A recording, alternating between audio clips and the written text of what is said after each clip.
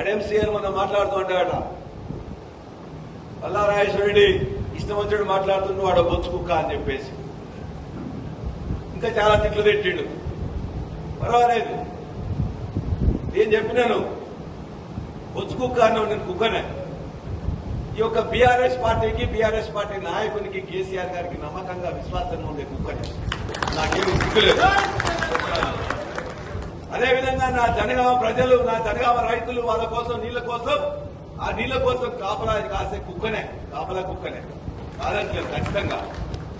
నువ్వు ఇలా అనేక వందల ఎకరాలు తీసుకోపోతుంటే మా అటవీ భూమి, దేవునూరు భూమి, మా ముప్పారం భూమి, మా జఫర్గఢ్ భూమి మొత్తం ఆ ఏరియాలో నువ్వు, నీ అల్లుడు, నీ యొక్క మొత్తం కూడా కుటుంబం మొత్తం దాన్ని దోపిడీ చేస్తూ వందల ఎకరాలు ఇలా కొంటుంటే దాన్ని కాపాడాలనుకోతుంటే రేసు కుక్కనే ఖచ్చితంగా. నీలాగా గుంటనక్కని మాత్రం కాదు, నేను నీలాగా గుంటనక్కని కాదు.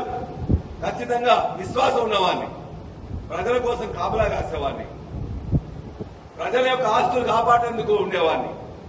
నీలాగా ముసలి నక్కని కాదు, గుండ్ర నక్కని అంతకంటే కాదు. కాబట్టి బరాబర్గా ఏదన్నా ఈ యొక్క గులాబీ జెండా గెలిపిస్తే తల్లి పాలు దాగి రొమ్ము కుద్దిన విధంగా ఇక్కడున్న నాయకులను, కార్యకర్తలు మొత్తం కూడా పొందబెట్టి వారి యొక్క విశ్వాసాలను ఒమ్ము చేసి ఇవాళ మొత్తం కూడా భూములు వెంబడిపడి, అధికారం వెంబడిపడేలాగా నీలాగా ఉండే వాళ్ళం కాదు. వాటి నీ దగ్గర నుంచి వెళ్ళి ఈ దగ్గర నుంచి నేర్చుకోవాలని చెప్పేసి ఇక్కడున్న ఆయన ఒక ఆయన చెప్తున్నాడు. పక్కనున్న నియోజకవర్గం నుంచి ఏం నేర్చుకోవాలి? నీళ్ల కోసం, నిజంగా నీళ్ల కోసం పోట్లాడడం కోసం నేను నీ దగ్గర నేర్చుకోవాలి. నీలాగా వచ్చి డ్రామా చేసేటోని కాదు, నీలాగా గుంటనక్కని కాదు, పార్టీలు మార్చే ఉసర వెళ్ళిన అసలే కాదు.